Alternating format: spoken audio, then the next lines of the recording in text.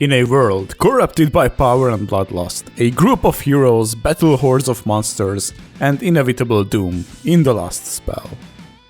Backed up, however, by constant upgrades provided by the gods, the fighters might just barely hold out and brave the enemy masses. So let's talk about Last Spell, the new tactical defense RPG from Ishtar Games.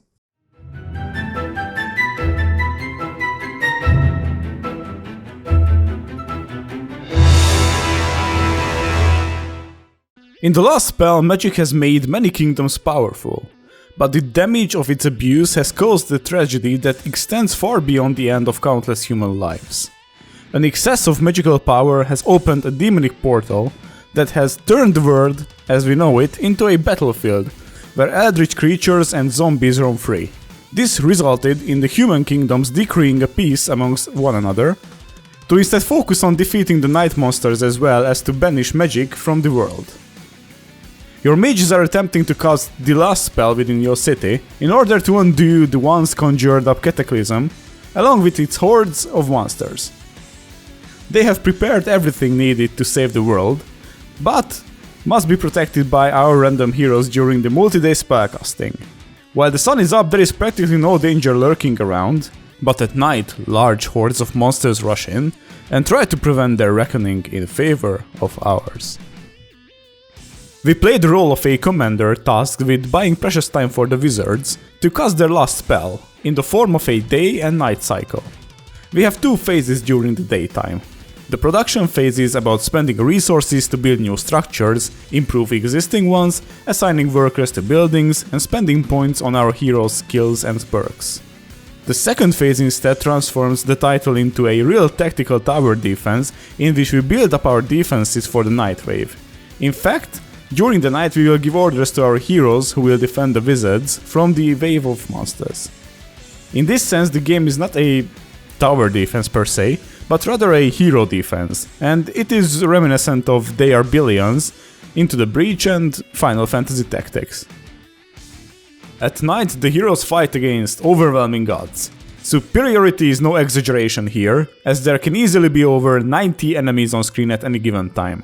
Such masses of opponents are not normally known from such games. At first they only attack from one direction, which makes defending quite easy, but later they come at you from multiple angles and that's when shit really hits the fan. The fighting is done by our heroes, who don't really belong to any classes. Rather, you create quasi-classes or their preferred fighting style by equipping them with certain weapons and supporting that direction even further through perks they gain after level ups. They all start out with randomly generated weapons, primary and secondary stats, and a trait or two, but you might want to keep your eyes peeled for the mismatches. It's not inconceivable to come across a dude with perfect stats and traits to become the greatest mage ever, yet he's messing about with a bow he spawned in with. When it comes to the battle, considering how movement and attack points are managed separately, you have to proceed in a targeted and tactical manner, keeping in mind your limited resources, especially the immensely important mana used for strong attacks such as area-based attacks, shadow lightning, poison spells, and such. It often makes sense to only injure the opponents or provide them with debuffs so that the advance comes to a standstill, leaving you room to remove particularly dangerous enemies as primary targets. While range fighters can decimate hordes with devastating attacks from afar, melee fighters are surprisingly powerful, which I initially underestimated. Since the melee fighters usually have attacks with additional movement potential, like charge attacks through opponents, they are ideal for hit and run tactics. Or they can just be held back as meat shields in narrow alleyways. However you decide, one thing is for sure. Your decision will be backed up by an outstanding synth-infused instrumental, progressive metal soundtrack by Galeee. On the back of a welcome design decision, your enemy's round goes by quickly, because they act in bulk. Important events such as attacks on heroes or the city are still highlighted, however, even if camera positioning is not always ideal. In addition, the opponents don't always go straight after the magicians in the city center directly, but they instead like to smash the buildings or attack defenses, regardless of those not being in their way. Oh well, they are just monsters, I guess. Just like in any other roguelites, such as Hades or The Binding of Isaac, Death is an integral part of the gaming experience. Losing in the last spell means getting to know the alleged benevolence of divine entities that will provide new permanent upgrades, making us ever so stronger. This also means that players who do not appreciate the idea of losing and repeating the same sequence, and I mean repeating over and over again, are likely unable to find here what they are looking for. Now for the most important part. This game is in early access as of now, meaning it is still in development. However, the dev team seems to be keeping in touch with the players, who can vote on different queries, suggest new things to be added, or highlight things they would like changed. It also appears patches are being pushed out on a regular basis, and the roadmap is followed quite well. They have recently added new enemies and claim to be working on revamping the perk system. Roughly €20 is a very reasonable price for an early access game that has the technical quality of the last spell.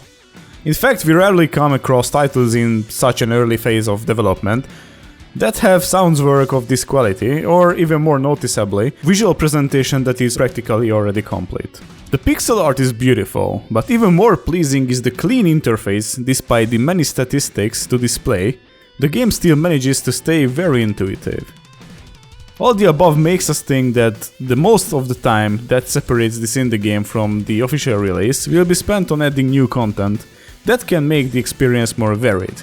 For example, spicing up the mid-game portion, which the current player base is most adamant about. And of course further maps, and further everything else. The more the merrier. The last spell is a game with great potential, as long as the devs keep heading the direction they've been going down so far. As we always do with an early access title, we caution anyone looking at buying, as there's absolutely no guarantee the promises ever become reality. But for what it's worth, the last spell is definitely worthy of you keeping an eye on it.